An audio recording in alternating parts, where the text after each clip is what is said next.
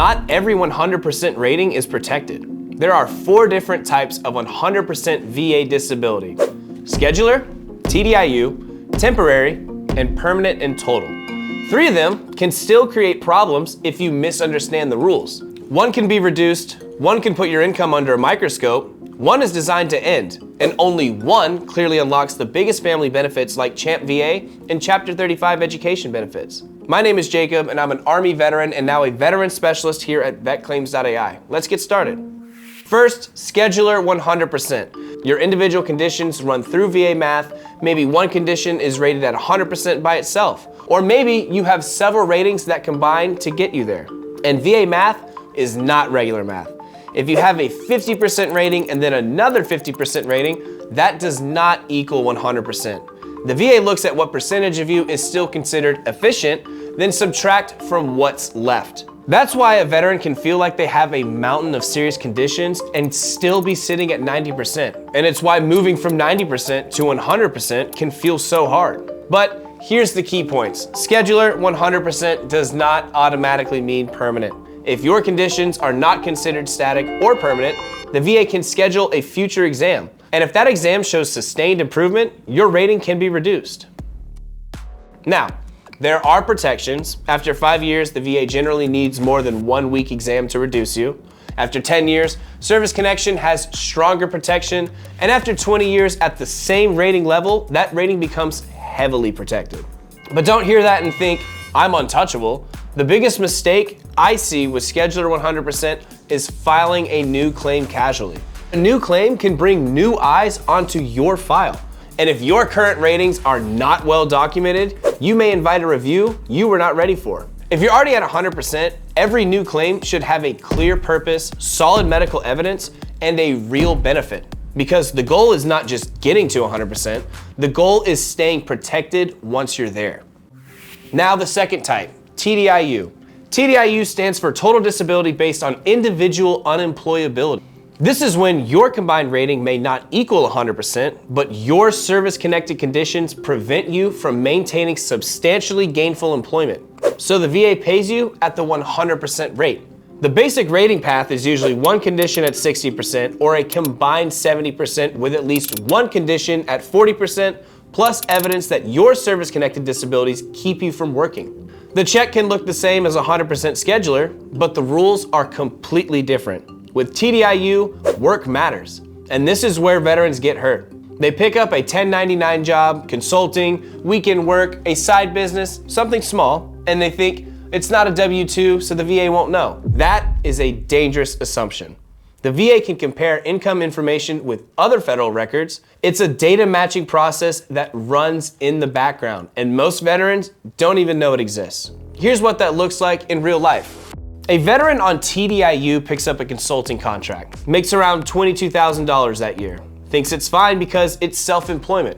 No W-2, no boss, no problem, right? 18 months later, a letter shows up, the VA ran a routine income match, flagged the earnings, and now they want to verify employment status.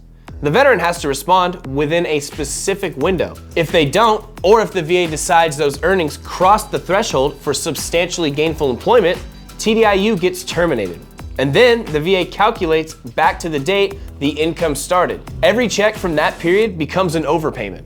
Now the veteran owes money back to the VA on top of losing the benefit going forward. For example, if you're at 70%, so you're making around like $1,700 a month, then you get on TDIU, you go to 100%, and that's almost $4,000 a month.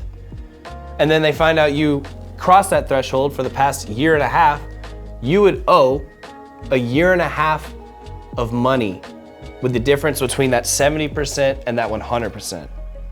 That is a lot of money. You would be in a very big hole. So you want to make sure all your records are straight and you do not cross that money threshold. There is an important exception. If your doctor is saying your conditions aren't going to improve, you can apply for TDIU P&T. If your file is TDIU P&T, that changes the long-term benefit picture. But don't assume that happened automatically, you have to check. The third type is temporary 100%. This one sounds simple, but it catches a lot of veterans off guard.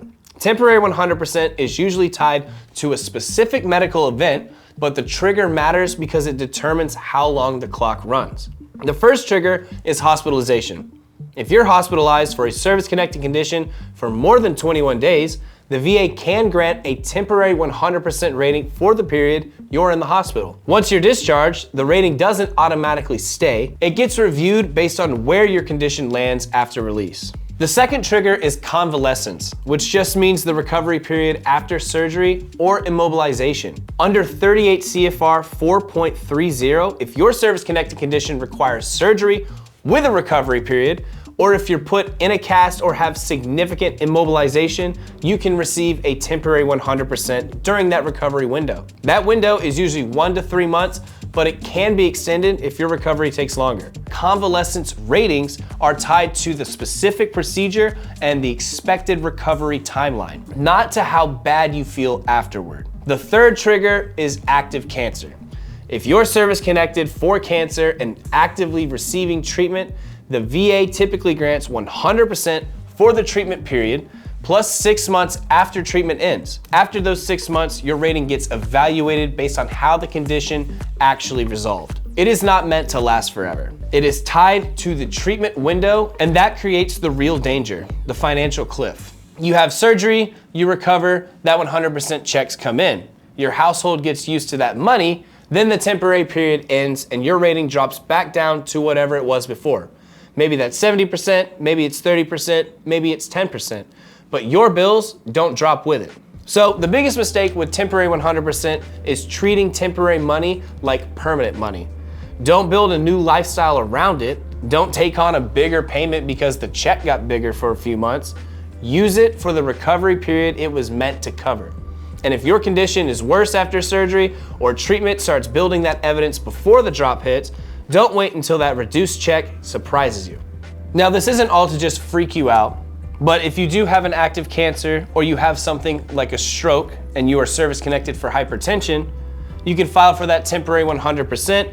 And once that temporary 100% ends, you will be scheduled for a C&P exam to be rated based on the residuals of the cancer or the stroke. So if you do get cancer or stroke or something like that, you need to make sure you document every single symptom, the severity of it, and frequency of what is happening to you that was not happening to you before the cancer or before the stroke. So if you have a stroke and after the stroke you start having stutters, you maybe lose mobility in the left arm or a leg or something like that, you need to talk about all that. Every single residual, every single difference in your body from before the event to after the event needs to be documented with the severity, frequency of those symptoms. Now, you can't just have a stroke and then file for it. It needs to be service connected. So if you are service connected for hypertension and then have a stroke, that would easily fall under service connection. And then for cancers, a lot of cancers are included in the PACT Act. So if you unfortunately do get cancer, make sure to look at what the PACT Act covers and what cancers it does cover. Now the fourth type, permanent and total. This is the one most veterans are actually hoping they have. Permanent and total, or P&T, means the VA considers your disability total and not expected to improve. Your file is usually marked with no future exam scheduled. That matters because P&T is what opens the door to major family benefits, including CHAMPVA for eligible dependents and Chapter 35 education benefits. But here's the mistake. A lot of veterans think that 100% automatically means P&T. It does not. These are separate determinations. You can be 100% and not P&T. So here's how to check, and I'm going to walk you through it step by step. Go to va.gov and sign in. From the main menu, go to Records. Under Records, look for Download VA Benefits Letter. Click that. You'll see a list of letter types. You want the one called Benefit Summary and Service Verification Letter. Before you download it, there's a section that lets you choose what information to include. Make sure the box for disability information is checked. Then download the PDF. Open the letter and look for the line that says something like, "The veteran is considered to be totally and permanently disabled due solely to his or her service-connected disabilities." If that line is in your letter, you are P&T. If that line is not there, or if the letter only confirms your rating percentage without mentioning permanent and total status, do not assume you are protected just because your payment is at the 100% rate. And this is why the distinction matters so much. With P&T, your spouse or eligible dependents may qualify for CHAMPVA. Your qualifying dependents may also qualify for Chapter 35 education benefits. And unlike TDIU, P&T by itself does not create the same income restriction. If you are 100% P&T and not on TDIU, work income generally does not reduce your rating. But P&T is not a license to be careless. Fraud, false information, or clear VA error can still create problems. So keep your records clean, keep your evidence accurate, and don't give the VA a reason to reopen questions that don't need reopening. So here's the bottom line. You've got the 4 different types of 100% disability with 4 different risk levels. Only one locks in your family's future without strings attached. Go over to the va.gov site right now, pull up your benefit summary letter, and find out exactly which type you have. If you're not P&T yet, that's the next mission. And make sure to like and subscribe and let us know in the comments what topic we should cover next.